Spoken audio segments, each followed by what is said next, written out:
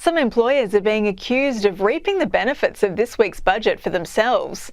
Many companies are understood to be in favour of Labor's energy bill relief and rental assistance, in the hopes it could limit an imminent wage increase for low-paid workers.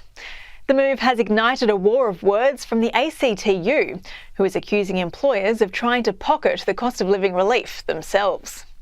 Economic experts suggest the government should focus on more structural changes to combat cost of living pressures. Motorway giant Transurban has warned changes to Sydney's network could see commuters paying more. According to internal modelling by the operator, commuters in Western Sydney, Illawarra and Lower North Shore could pay more under a proposed shake-up. The report suggests overriding current toll road contracts and giving a government body the power to set fares. Transurban, which controls 11 of Sydney's 13 toll roads, supports several of the report's suggestions, but says a switch to distance-based tolling would not benefit motorists. Peter Dutton has vowed to cut migration to ease housing pressures. The opposition leader promised to reduce immigration to Australia by 25% over 2 years in his budget reply. Treasurer Jim Chalmers has described the reply to his budget as unhinged and risky.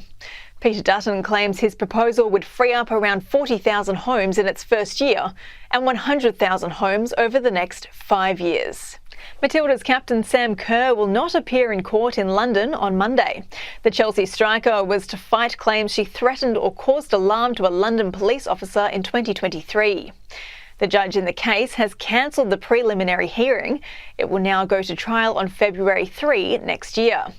The hearing has been delayed 3 times due to evidence gathering by the prosecution. Sports broadcaster Craig Foster has reinforced his comments calling for FIFA to ban Israel from international competition.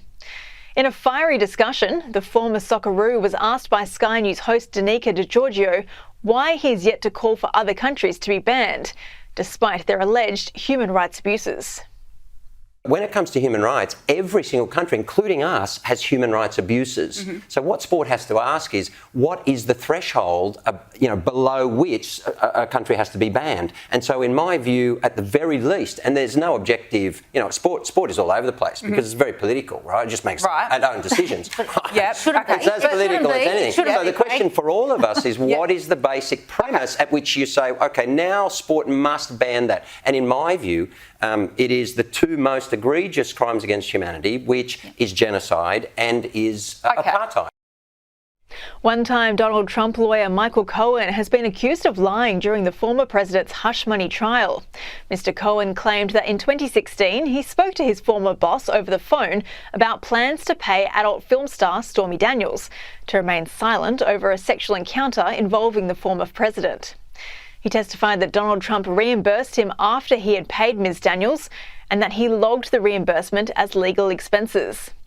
Lawyers for the 2024 Republican nominee tried to undermine Mr. Cohen's testimony, calling into question his credibility and accusing him of lying. You can now subscribe to stream Sky News channels and shows anytime for $5 per month. Visit skynews.com.au/stream.